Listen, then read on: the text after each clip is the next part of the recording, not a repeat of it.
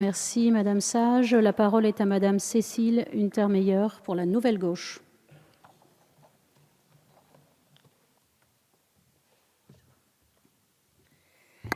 Madame la présidente, madame la garde des Sceaux, mes chers collègues, mon intervention se fera en 3 points et 4 observations. Le premier point, c'est que la lecture des différents programmes du budget de la justice confirme que nous sommes dans la continuité du travail que nous menions depuis 2012 avec l'adaptation de la justice au XXIe siècle. Nous partageons donc les mêmes objectifs. Avec, en matière de justice pénale, la conviction que l'emprisonnement n'est pas l'unique réponse pénale, que nos prisons doivent être plus humaines, favoriser la réinsertion et éviter la récidive, qu'il existe des voies alternatives plus utiles, et enfin que la douleur et la protection des victimes sont tout autant notre priorité. Avec, en matière de justice civile, l'idée qu'il nous faut, par tout moyen budgétaire, de procédure et de dématérialisation, venir à bout de la très grande difficulté dans laquelle se situe depuis 30 ans l'institution judiciaire. Avec, en matière budgétaire, la certitude qu'il n'y a plus un instant à perdre, et ainsi que le disait si bien Jean-Jacques Urvoas, que chaque année budgétaire doit compter double, et que le problème de la justice, c'est d'abord le budget. Le deuxième point, c'est que nous partageons aussi un constat alarmant. Bercy aurait dû, dans les arbitrages ministériels, dont par ailleurs nous regrettons l'opacité d'un autre temps, retenir la comparaison que nous livre la Commission européenne dans son tableau de bord de la justice 2016. La justice en France, c'est un petit budget. La France pointe à la 14e place sur 28. Avec 72 € par habitant et par an consacrés à la justice, c'est 2 fois moins qu'en Allemagne. C'est un manque d'effectifs. La France est 24e sur 28, avec 10 juges professionnels pour 100 000 contre 21 juges pour 100 000 en moyenne dans l'Union européenne. La France, c'est une justice lente. Un Français doit attendre 304 jours pour voir son cas jugé contre 19 jours au Danemark en première instance.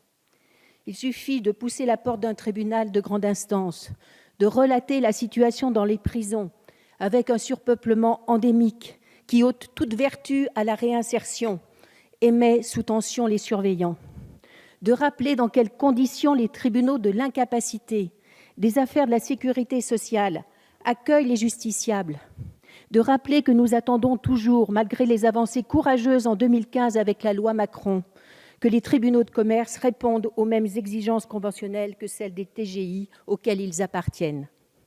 En face de ces objectifs et de ce constat, il faut un budget à la hauteur, et c'est mon troisième point. Un seuil d'acceptabilité budgétaire doit être franchi au plus tôt. Je ne doute pas que vous n'ayez pas ménagé vos efforts, Madame la Ministre, pour cela. Le budget 2018 est en hausse de 3,8 %. Cela nous semble encore insuffisant. Et à ce propos, nous voudrions faire une rectification. Entre 2016 et 2017, on a augmenté de 391 millions d'euros, soit 4,8 %.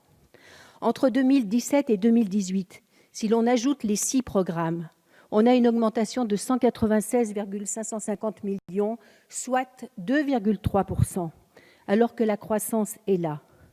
On a fait beaucoup mieux en 2017 qu'en 2018. Alors, je ferai 4 observations à ce propos. La première, c'est qu'il y a 60 millions de moins en 2018 sur la pénitentiaire par rapport à 2017.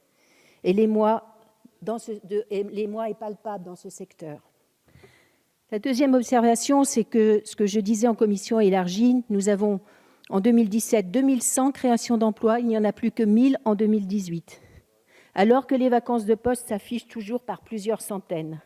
Comment mettre en route ces orientations que nous partageons sans un effort massif en matière de ressources humaines?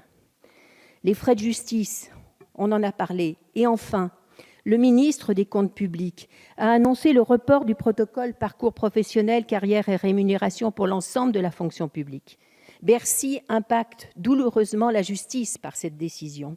Le comité technique de votre ministère a été boycotté la semaine dernière en protestation de ce report de réformes statutaires pour lesquelles un accord avait été donné au plus haut niveau. Ainsi, les réformes du commandement de l'administration pénitentiaire ou de la filière insertion et probation dont on a tant parlé en commission des lois en 2016 seront renvoyées à plus tard. On le sait, la défense de la justice ne mobilise pas les foules. C'est notre rôle de parlementaire que de la défendre avec vous. Et voyez dans ces propos le souci partagé et sincère de servir cette cause. Alors, j'apprécie les valeurs que vous défendez, Madame la ministre. Je les partage. Mais en revanche, en termes de budget, je pense qu'il faut aller plus loin. Je vous remercie. Je vous remercie, Madame